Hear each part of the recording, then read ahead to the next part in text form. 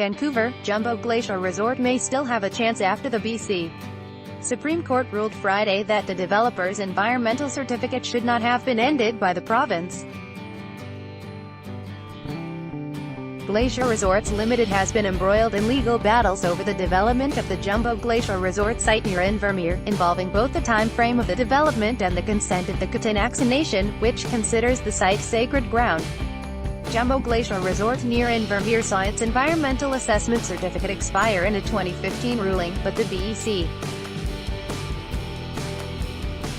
Supreme Court has ruled the decision be remitted. Pat Mara, Wildsite, in 2015, then Minister of the Environment Mary Polak ruled that the project's Environmental Assessment Certificate (EAC) had expired, as projects outlined in the plan had not been substantially started by its 10-year deadline.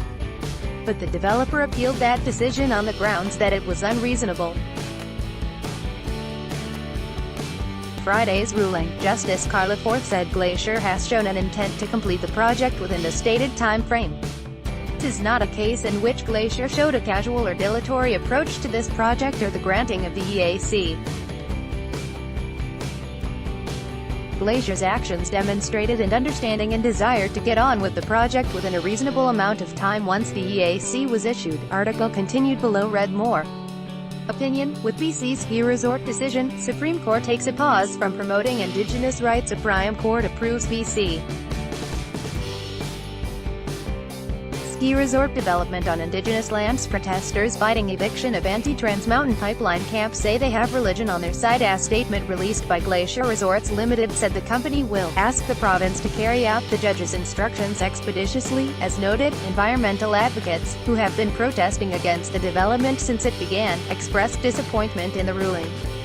John Berginski, spokesperson of the group Wildsite, said in a statement that delays in the environmental assessment, which Glacier said were due to factors outside their control, were the fault of the company. Article continued below. There's a lot in the decision about the slow-moving bureaucratic process, but having been deeply involved in this fight for years, we know that Glacier's own delays in meeting the deadline were a major factor, said Berginski.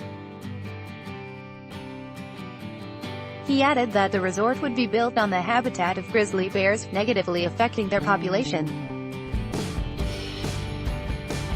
The construction of this project would fragment a critical section of one of North America's most important wildlife corridors, an area grizzlies depend on to maintain healthy populations regionally and even continentally.